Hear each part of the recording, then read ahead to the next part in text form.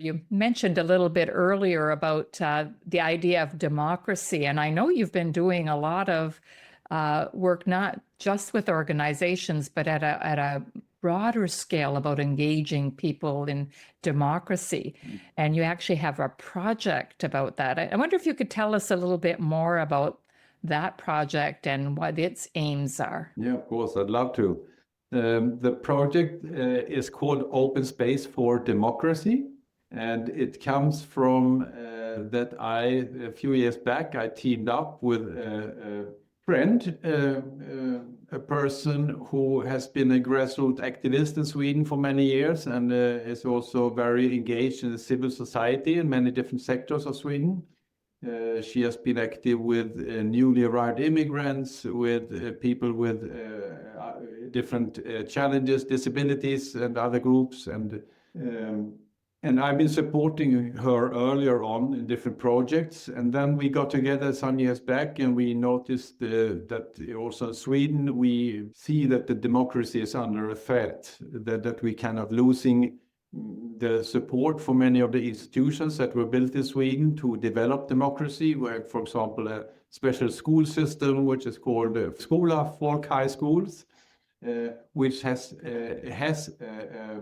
one of the main tasks is to support and to build democracy. And they're losing a lot of the funds, and there are many other sides as well. And we have maybe some political powers which are more to the autocratic side of the scale. So we thought that we need to do something about it. And since this partner of mine also has experienced open space technology, which is one of the main methods that I work with, she noticed that open space technology using that meeting method is actually like democracy in practice. So we kind of teamed up the theme that we see that democracy, we need to do something to have a good conversation around how we can protect and develop the democracy in Sweden, and also at the same time giving people a good experience of a well-facilitated open space technology meeting. So they experience democracy in practice and they can bring up their own topic, they can discuss in different groups, they can make their own action plans and so on. So that's really a wonderful way of experiencing how democracy can work in practice. So we had so far 2 national conferences starting 2023, and we have another one now in April this year, where we invite people from all over Sweden to come together to under the theme of how can we protect and develop our democracy here. So it can bring up locals, individual issues, or national big issues which people want to talk about and maybe also make some actions around. But there have been several outputs that, for example, there was a democracy project in schools that started from this. There was a pod around democracy in one of these folk high schools that started that. There have been several people who have started to use open space in their own NGO or their own school because they see that that's such a powerful way of working. There have been many impacts. Except from all the conversations that people have been having, also empowering conversations.